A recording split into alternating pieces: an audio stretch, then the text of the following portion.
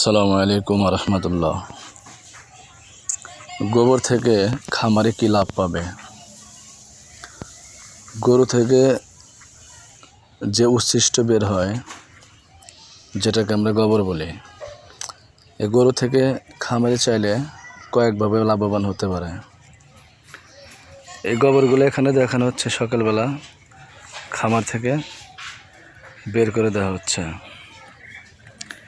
এই গোবরগুলো বের করে যে কোনো একটা নির্দিষ্ট স্থানে ফেলা হয় এবং সেখান থেকে নিয়ে আপনারা